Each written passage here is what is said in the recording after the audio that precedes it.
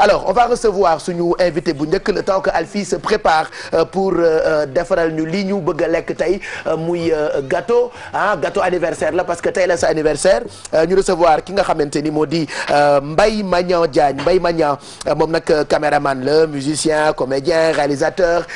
il a à son actif beaucoup de films yoo xamante ni ñu ngi bokk ci festival yu mag yi alors am na ay trophées yoo xamante ni am na ko loolu am na solo c'est vrai que fii ci Sénégal lu jëm ci wàllu cinéma souvent ñëpp a koy jooy ni amuñu salle de cinéma production bi demeewul noonu donc du coup ñoom ñi nga xamante ni ñooy réalisateurs yu mag yi souvent sax dañuy dem ba bàyyi seen loxo mais moom bokk na ci ñi nga xamante ni ba tey gëm nañu ni cinéma bu Sénégal war naa mën a évoluer alors Mbaye Magnan ñu ngi lay nuyu merci d'être là ce matin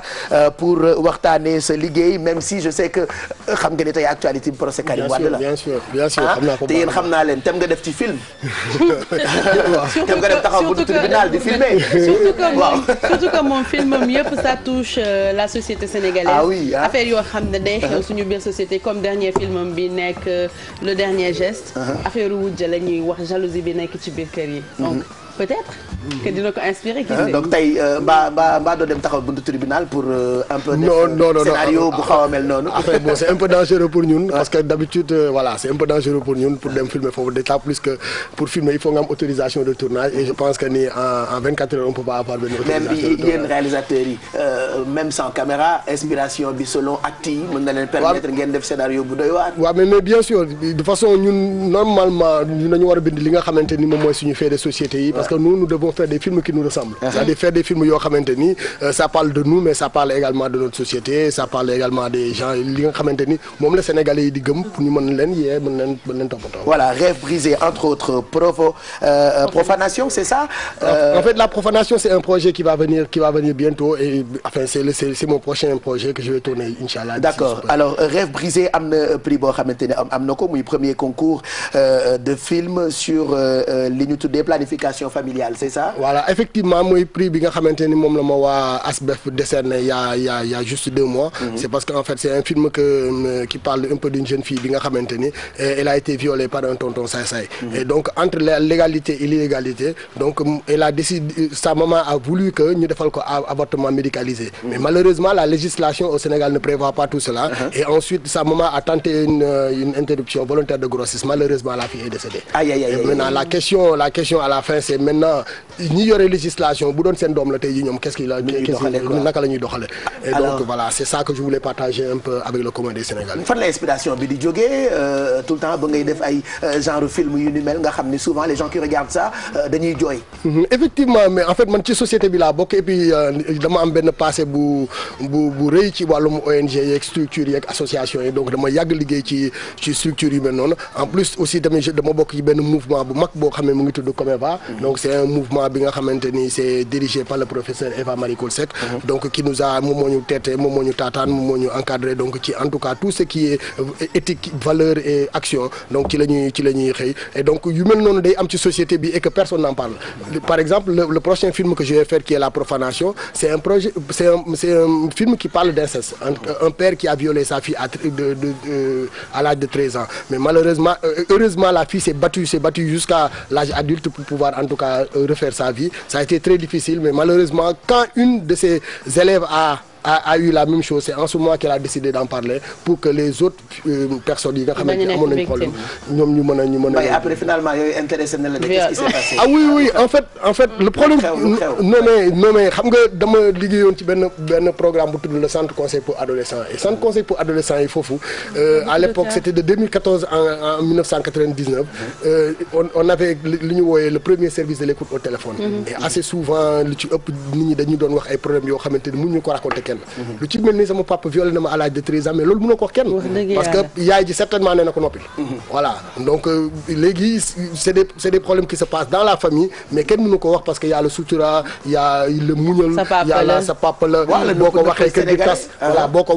ko waxee donc voilà c'est des choses yoo xam ne day am au sein de la famille parfois sax mën nañ la bañ a gëm yow en tant que xale nga wax ko ay dóor fekk c'est ça et donc comme les centres conseils étaient habilités pour ça et donc voilà justement moo tax je me suis dit ce que les gens ne peuvent pas dire comment l'organiser parce que ñun aussi dañu am beneen pouvoir bu ñu yore c'est de montrer en image. Ce qui se passe. C'est pas nos vies mais on fait tout juste. Mais en parlant de montrer Sénégal amul cinéma yaa ngi réaliser ay films fan lay jàll parce que man maa ngi gis ay films yoo réaliser mais xaw ma fan lay mun dem pour seetaan ko par exemple. Mais justement on n'a pas de diffuseur loolu mooy problème c'est-à-dire que en fait cinéma chaîne la. C'est-à-dire que depuis la conception jusqu'à la diffusion chaîne la boo xam ne ñoom ñoo war a enchaîner wu c'est-à-dire que ñun dañuy bàyyi ay maillons yu bëri ñun normalement aujourd'hui dafa gannaaw bu ñu bindee ay scénario yu baax dañu war a am ay producteurs yu baax yu ko defal producteur bi moom moo war a organiser tout ce qui est tournage ak genre affaire le réalisateur va venir réaliser en fonction de li nga xamante ni moom la xalaat ni moom la ko def moom la jàng bu ñu paree ci loolu en fait diffuseurs yi jël ko diffuser film bi pour que les films soient rentables mais malheureusement nos films ne sont pas diffusés. dina am scénario. production bi difficilement production bi yow yaa koy defal sa bopp. parce que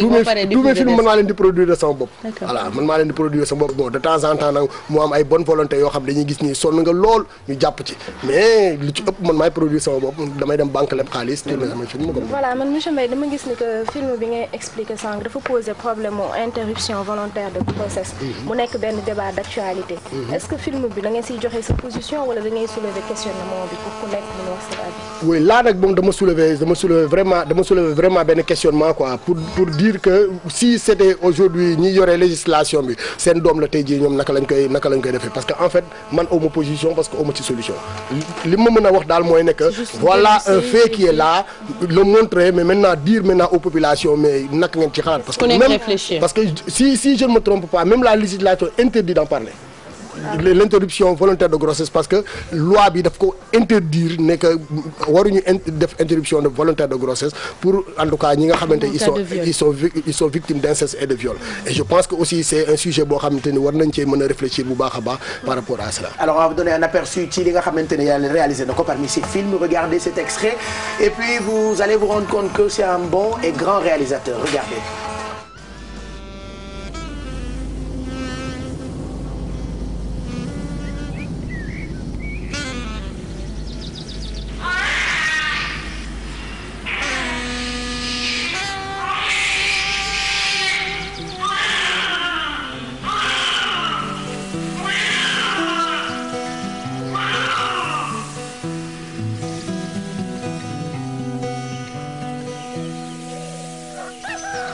yaay mooy ki nga xam ne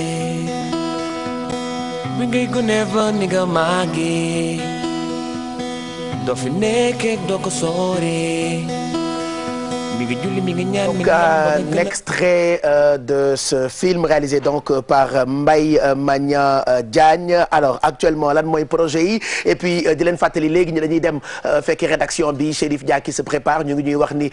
maître Abdoulaye Wade dafa génn këram est-ce que dafay dem palais de justice on ne sait pas encore on nous signale aussi que am na ay journalistes yu nekkee xawma ci ban boor palais de justice ou ci benn këru kàngam ñu dàqee leen fa loolu mooy wane ni lépp lu jëm ci wàllu actualité jëm ci verdict procès Karim Wade bi di ngeen ko dund en temps réel ci télévision Futur Média juste pour terminer ak Mbaye projet yi foo ci toll parce que gis naa ay trophées yow ëndaale lii mooy wane ni quand même ñu ngi lay sargal. waaw loolu moom dëgg la moom. c'est parce que en fait sama film yi am na ay structures yoo xamante ni d'accord nañ ni que maa ngi leen di jàppale ci li nga xamante ni moom mooy seen cause yi nga xamante ni moom la ñu lutter